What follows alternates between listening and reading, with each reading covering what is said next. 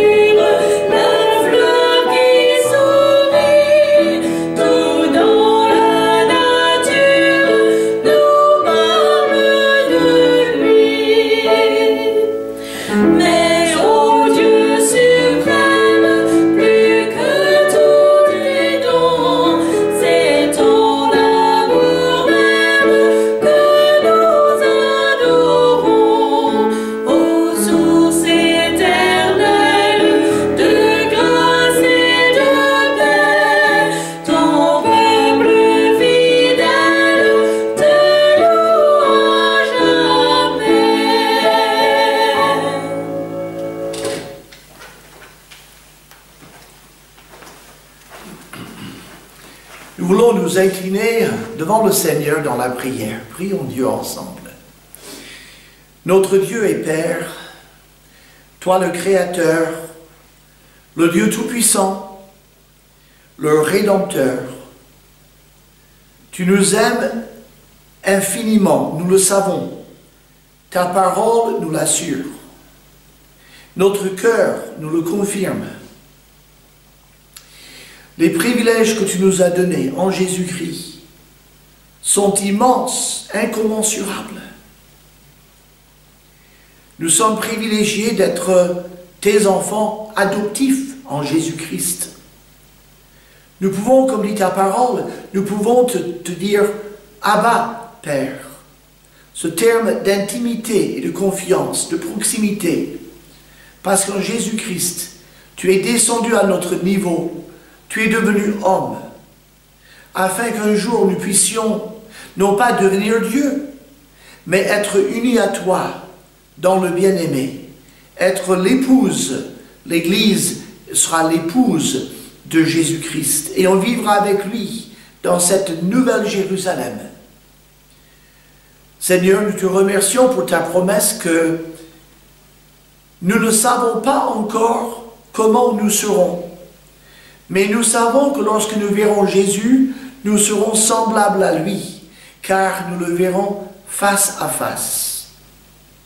Et ta parole continue. Quiconque a cette espérance en lui se purifie, comme lui-même est pur. Seigneur, tu nous appelles dans la perspective de rejoindre Jésus-Christ et de vivre avec lui. Tu nous appelles à nous purifier. Non pas que nous puissions nous purifier nous-mêmes, mais si nous confessons nos péchés, tu es fidèle et juste pour nous purifier de toute iniquité. Et aujourd'hui, en t'adorant, nous voulons aussi te confesser tout péché que nous aurions commis, tout péché dont tu nous convainques, afin d'en être purifiés, afin d'en être pardonnés, et qu'il n'y ait pas le moindre voile, le moindre problème entre nous et toi, mais que nous puissions regarder ta parole avec des yeux clairs, une conscience pure, et avec un cœur décidé à t'obéir. Nous prions ces choses par le nom de Jésus-Christ et grâce à lui. Amen.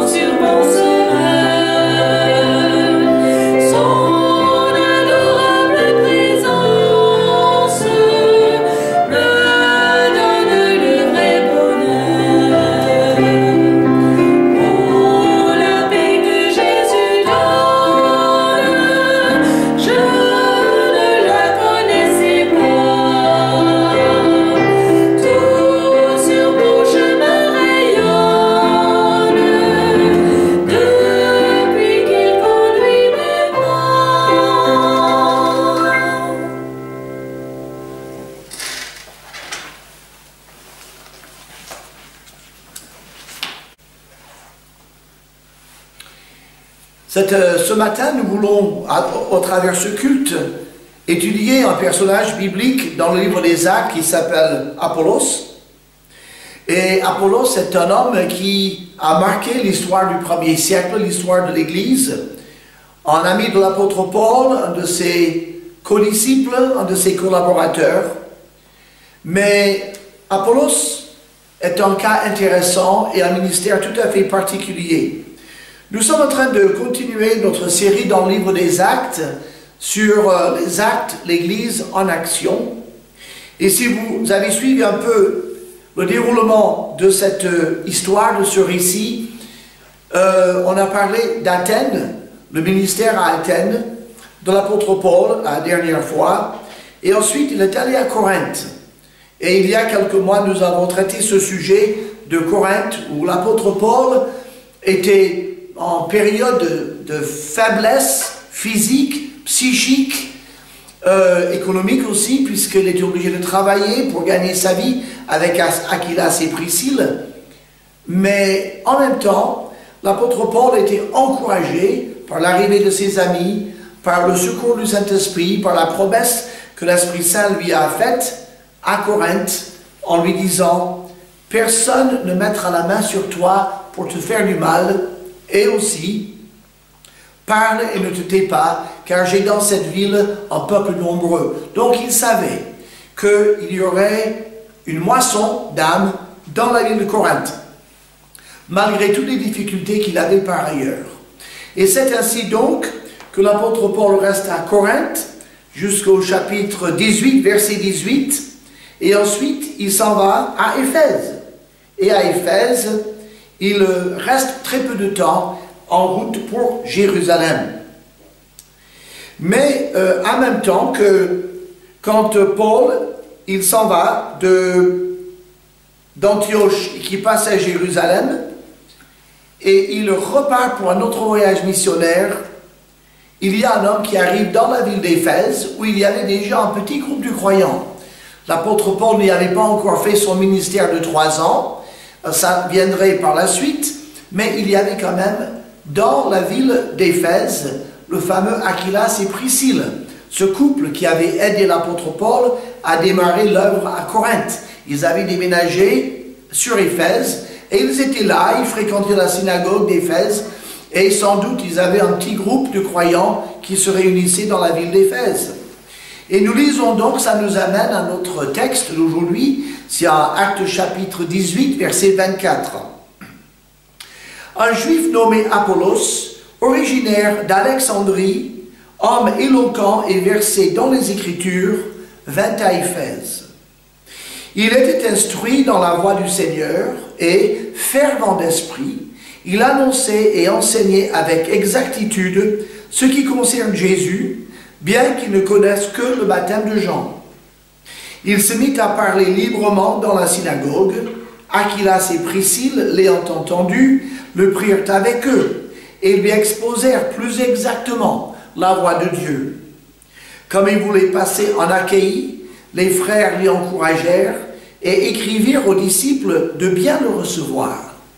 Quand il fut arrivé, il se rendit par la grâce de Dieu très utile à ceux qui avaient cru, car il réfutait vivement les Juifs en public, démontrant par les Écritures que Jésus est le Christ. Voilà donc un homme haut en couleur, un homme qui sera très utile dans l'œuvre de Dieu. Nous avons ici la description de son travail, de cet homme plutôt, de ce qu'il était et de ce qu'il faisait. La première chose qu'on remarque, il avait beaucoup de traits de caractère qui sont donnés en peu de mots. D'abord, cet homme avait le don d'éloquence. Il pouvait parler de manière à toucher les gens. Quand il leur parlait, quand il leur expliquait les choses, il était crédible, les gens avaient envie de le croire. Il était quelqu'un que l'on écoutait avec fascination. Il était intéressant à entendre. Donc c'est un don qui peut être utilisé pour le mal, comme certains tyrans se servent de leur don d'éloquence pour amener des foules dans de mauvaises directions. L'éloquence, qui est un don de Dieu, qui est un talent que Dieu accorde, peut aussi être utilisé pour la gloire de Dieu, et c'était le cas ici. Non seulement il était éloquent, mais ce n'était pas de cette froide éloquence, c'était un homme fervent. Il était enflammé, il était, comme on dit aujourd'hui, à fond dans ce qu'il faisait, dans ce qu'il disait. Fervent d'esprit, il était enthousiaste. Il était enthousiaste et il était convaincu que ce qu'il disait était important. Et la ferveur, c'est quelque chose qu'on peut tous développer.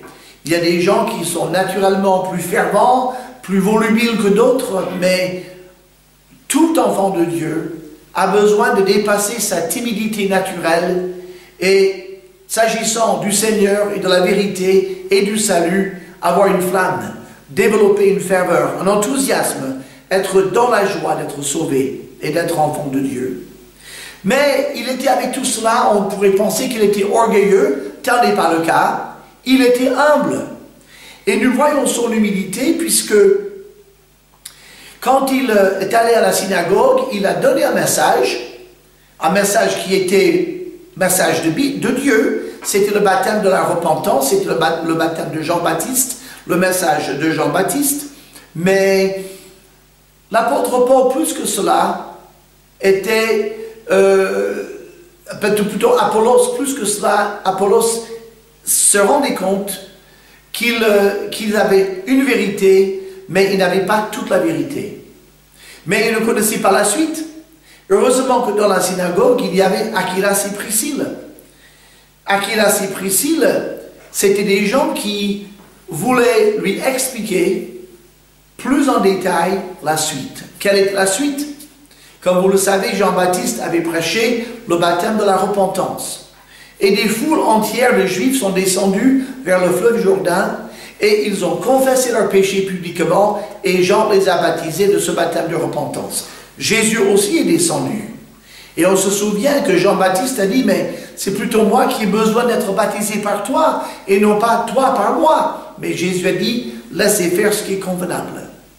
Et quand Jésus est sorti de l'eau, avec ce baptême par Jean-Baptiste, bien sûr, l'Esprit de Dieu, comme sous une forme de colombe, est descendu sur lui et une voix du ciel a dit à la foule, celui-ci est mon fils bien-aimé en qui j'ai mis toute mon affection, écoutez-le. C'était donc la présentation officielle de Jésus-Christ au peuple d'Israël.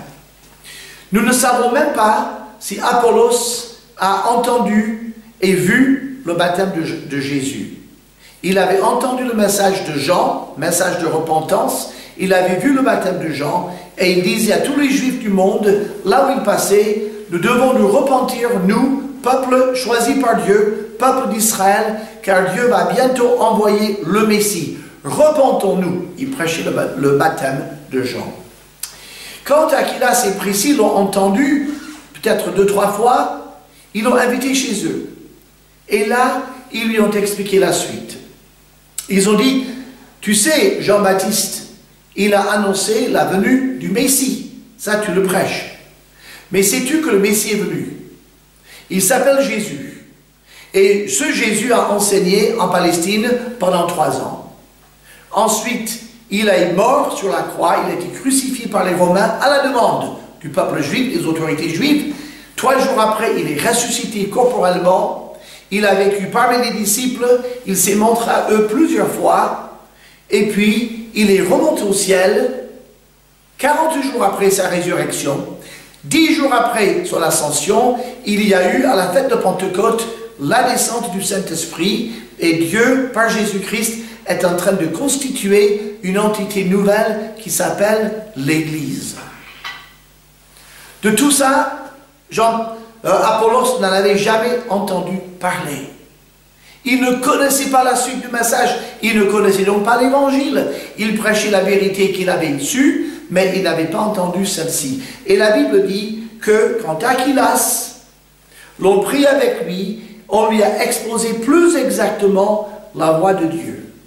Donc maintenant, Apollos, il a un message complet. Il va pouvoir prêcher, certes, la repentance, mais aussi la personne de Jésus-Christ, la conversion à Jésus-Christ, la nouvelle naissance, le baptême du Saint-Esprit, le baptême du croyant et l'Église du Seigneur. Il va pouvoir tout annoncer à partir de maintenant. Heureusement qu'Aquilas et Priscille étaient là. Et on voit l'importance de ce couple. Ce couple n'était pas, comme on pourrait dire, dans le ministère, mais c'est un couple qui avait passé beaucoup de temps avec l'apôtre Paul, des gens qui connaissaient bien la Bible, des gens qui avaient une vie sainte, et se sont rendus très utiles partout où ils sont allés. Alors maintenant, Apollos avait pris du temps à Éphèse, il veut aller en Achaïe, précisément, dans cette presqu'île grecque, où il y avait Corinthe, la petite église de Corinthe que Paul venait de fonder quelques mois auparavant. Et donc, les frères d'Éphèse, qui étaient entourés Apollos, ont écrit une lettre de recommandation. On lui a donné, voilà, quand ce frère sera venu chez vous, il s'appelle Apollos, il a été une bénédiction pour nous ici à Éphèse, dans notre église, Et nous vous demandons de lui faire bon accueil. Il a un bon message à vous apporter. Il vous fera du bien. Vous serez encouragés. Nous vous le recommandons chaleureusement. Et donc, par cette lettre de recommandation, ça a ouvert la porte à l'église de Corinthe pour un ministère d'Apollos. Et la Bible dit, quand il est arrivé là-bas, il se rendit par la grâce de Dieu très utile à ceux qui avaient cru. Alors, il avait donc de l'humilité. Il était courageux. Il parlait avec assurance. Mais autre chose, il maîtrisait tout l'Ancien Testament. Il connaissait la parole de Dieu sur le bout des doigts. Parce que nous voyons dans le verset 28, il réfutait vivement les Juifs en public, démontrant par les Écritures que Jésus est le Christ. Souvenons-nous, il ne connaissait que le baptême de Jean. Il savait que le Messie devait venir, mais il n'avait pas beaucoup de données, beaucoup d'informations sur qui était le Messie. Mais c'est un témoignage au travail d'Aquilas et Priscille qui lui ont expliqué que Jésus de Nazareth, ce Jésus né à Bethléem, le fils de Marie et fils adoptif de Joseph, ce Jésus-là était bien le Messie.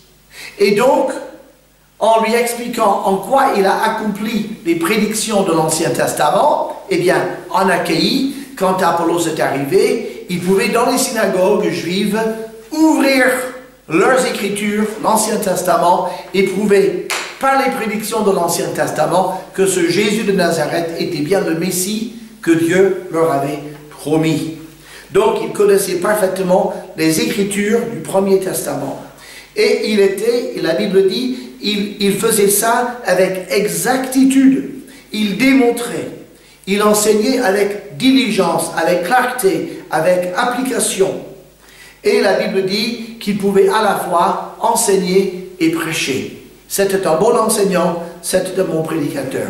C'est-à-dire, il savait communiquer des informations que les gens pouvaient comprendre, mais il savait aussi parler à leur cœur pour les convaincre de l'importance de ce qu'ils étaient en train d'apprendre.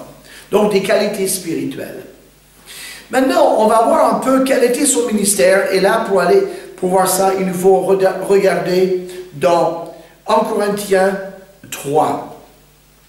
1 Corinthiens 3, où l'apôtre écrit aux Corinthiens, justement, et il parle d'un problème qu'avaient les Corinthiens, un problème de clan. En fait, les pauvres Corinthiens s'étaient constitués en plusieurs clans. Ils avaient, comme on pourrait dire aujourd'hui, des fan clubs, des clubs de fans, pour les uns et les autres. Alors, il y avait des gens qui étaient vraiment fans d'Apollos. Ils trouvaient que c'était le meilleur serviteur. Ils disaient, nous, on est d'Apollos. D'autres trouvaient que Paul était le meilleur. Nous, on est de Paul. D'autres avaient beaucoup aimé Céphas, l'apôtre Pierre. Nous, on est de Céphas. Et certains disaient, ah nous, on est de Christ. Mais c'était Christ séparé des autres. C'était pas une démarche même spirituelle, même pour ceux qui se réclamaient de Christ. Mais c'était pour ces groupes de croyants dans l'Église qui faisaient des divisions, des clans, des groupements qui ne se fréquentaient pas. Et c'était vraiment une maladie spirituelle pour l'Église de Corinthe. Donc l'apôtre Paul parle à ces gens-là de ce problème-là. Et il dit donc, verset 4 du chapitre 3, en Corinthiens chapitre 3, verset 4, « Quand l'un dit, moi je suis de Paul et un autre, moi d'Apollos, n'êtes-vous pas des hommes ?»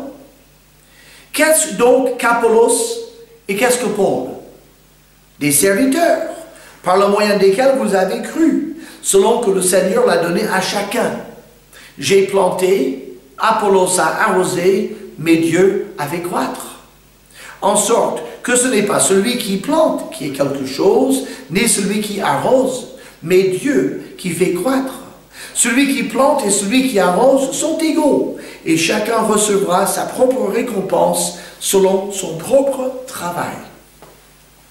Il est intéressant que l'apôtre Paul parle de lui-même en tant qu'implantateur, celui qui plante des églises, et Apollos comme celui qui arrose les églises. Alors on parle beaucoup dans nos cercles missionnaires et dans nos églises locales, on parle beaucoup du ministère d'implantation d'églises. un pionnier qui est dans l'implantation d'une nouvelle église. C'est une tâche noble. C'est même la tâche fondamentale de tout vrai chrétien, de démarrer une église là où il n'y en a pas. Mais en parlant uniquement d'implantateur d'église, on parle très peu ou jamais d'un arroseur d'église. Qu'est-ce que c'est que ce ministère d'arrosage? On le voit ici, on le voit à travers ce qu'il a fait à Corinthe, ce qu'Apollos a fait à Corinthe. L'apôtre Paul a fondé l'église de Corinthe, il a amené les premières âmes au Seigneur, il les a fait baptiser, il les a constitués en église. Quand il est parti, il y avait une communauté chrétienne. Mais quand Apollos est arrivé, il les a aidés. Il s'est rendu très utile à ses croyants. Dans quel domaine? D'abord, il pouvait leur enseigner des vérités de la parole de Dieu pour leur donner du contenu, ce qu'il fallait croire, comment il fallait agir. Mais en même temps, vis-à-vis des gens qui ne connaissaient pas Dieu, qui ne connaissaient pas la Bible et qui ne connaissaient pas Jésus, le Fils de Dieu, il était ce qu'on appelle un apologiste, c'est-à-dire il pouvait, dans un débat, écouter des arguments et répondre efficacement à ces obstacles, à ces arguments, pour prouver que Jésus était réellement le Christ. Ce n'était pas uniquement le déclarer, c'était le prouver dans un débat. Il était quelqu'un qui pouvait convaincre les gens. Les gens arrivaient avec un certain point de vue, il pouvait les convaincre de la vérité. Il annonçait l'évangile, la bonne nouvelle, par lequel des gens supplémentaires sont venus au Seigneur et qui ont grossi les rangs de cette église de Corinthe. Son ministère était centré sur Jésus-Christ.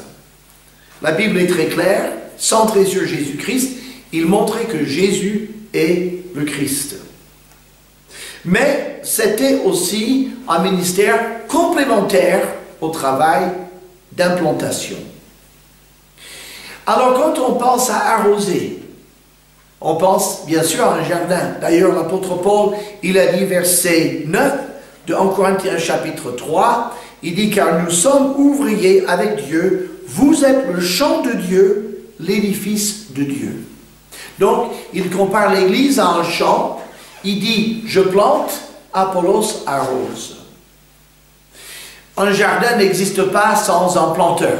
Il faut avoir quelqu'un qui plante, qui laboure et qui plante les plantes dans la terre, sinon il n'y a pas de jardin. Mais une fois que le jardin est planté, il ne fera pas son plein rendement si le terrain est trop sec.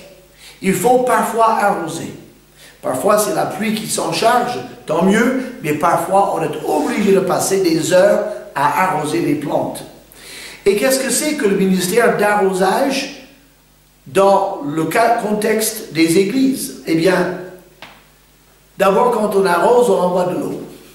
Et tout le monde sait que dans un jardin, les racines des plantes les nourrissent. Et dans la terre, il y a toutes les vitamines nécessaires pour la croissance et le développement des plantes. Tout est dans la terre. Et les racines sont dans la terre. Seulement, ce qui va nourrir la plante ne peut pas monter dans les racines, à moins d'être dans l'eau. Il faut que l'eau vienne humecter la terre. Il faut que les éléments nutritifs de la plante se dissolvent dans l'eau afin de monter dans les racinelles et de nourrir la plante. L'eau est souvent comparée à la parole. Dans la Bible est comparée à l'eau. Et donc, l'arrosage d'une plante permet à la plante de grandir, puisque ça permet aux éléments nutritifs de monter dans la plante et de lui donner de la croissance et de la maturité. De la même manière, nous avons besoin de grandir en étant arrosés, c'est-à-dire la parole qui vient dans notre vie va nous donner des éléments nutritifs à notre croissance spirituelle. Quelquefois, nous sommes à sec, quelquefois notre croissance est arrêtée ou ralentie parce que nous sommes dans une période de sécheresse et quelqu'un vient avec un verset de la Bible, avec un témoignage, quelqu'un vient à nos côtés pour prier avec nous et pour nous, pour nous conseiller, peut-être même pour nous reprendre. Tout cela est un ministère d'arrosage. C'est vrai que ce n'est pas le travail d'implanter une nouvelle église, mais ce ministère d'arrosage permet à toutes les plantes du jardin de se développer et de porter du fruit. De la même manière, notre travail d'arroseur, les uns avec les autres, les uns pour les autres, permet à chacun de grandir. Combien de fois on entend en témoignage, je me sentais seul, un tel m'a appelé, que ça m'a fait du bien, un tel m'a rendu visite, on a prié ensemble, j'avais des questions sur la Bible, des questions qui me taraudaient, et un tel a répondu à mes questions, m'a écrit une lettre, m'a envoyé une carte, m'a téléphoné, m'a envoyé un mail. Il y a tant et tant de manières d'entrer en contact les uns avec les autres, de s'encourager les uns les autres. C'est le ministère d'arrosage. Alors, le ministère d'arrosage d'Apollos, c'était un ministère indépendant de celui de Paul. Nous lisons en Corinthiens chapitre 16, Paul disait, il avait développé à travers toute sa lettre tous les problèmes qu'il y avait dans l'église de Corinthe, et il avait dit, verset 12 du dernier chapitre, « Pour ce qui est du frère Apollos, je l'ai beaucoup exhorté à se rendre chez vous avec les frères, mais ce n'était décidément pas sa volonté de le faire maintenant. Il partira quand il en aura l'occasion. » Ça témoigne favorablement d'Apollos. Si l'apôtre Paul dit à Apollos, « Écoute, va à Corinthe avec les frères, ils en ont besoin, ils ont plein de problèmes, tu pourrais les aider, il faut que tu y ailles, j'aimerais que tu y ailles, c'est important que tu puisses te rendre chez eux, ce serait utile, tu leur ferais du bien. » La Bible dit, il a beaucoup exhorté Apollos, allez. Apollos a dit non, c'est pas le moment, je ne me sens pas d'y aller, je ne veux pas y aller, je ne vais pas y aller maintenant. Mais la porte n'est pas fermée. Paul dit, il ira quand il aura l'occasion. Quand il saura que c'est Dieu qui lui demande d'aller, il ira. Donc, Paul ne commandait pas Apollos. Apollos avait un ministère indépendant, mais complémentaire à celui de l'apôtre Paul. Quel bel exemple pour nous. Dans toute église où nous nous trouvons, quelle que soit notre position, quel que soit notre talent, on peut toujours être un arroseur des autres. On peut toujours apporter une parole de réconfort. On peut toujours dire à quelqu'un, je prie pour toi. On peut toujours partager un verset de la Bible. On peut toujours donner un coup de téléphone. On peut toujours faire du bien autour de nous. C'est ce que faisait Apollos d'une manière peut-être beaucoup plus étendue sur des églises et des régions entières. Mais chacun d'entre nous a un jardin arrosé. D'abord le jardin de notre propre âme, et puis le jardin des âmes des autres. Eh bien, que le Seigneur nous aide à être des arroseurs dignes de ce nom, portant la parole de vie, ensemençant, mais aussi arrosant la semence. Aussi avec des gens inconvertis, des gens qui ne connaissent pas le Seigneur. On plante la semence, mais le contact qu'on peut avoir avec ces gens-là est une forme d'arrosage qui peut permettre à l'Évangile de germer dans leur cœur et de les amener à une relation avec Dieu. Que Dieu nous aide tous dans ce sens. Prions. Notre Dieu et Père, nous voulons te remercier pour le ministère exceptionnel et les talents d'Apollos, cet homme dont on parle très peu. Nous te remercions du rôle qu'il a joué dans ces églises du 1er siècle, aux côtés de l'apôtre Paul et des autres apôtres. Permets-nous à notre tour d'être des arroseurs, à faire du bien chaque fois que cela est possible, pour la gloire de Jésus-Christ et en son nom. Amen.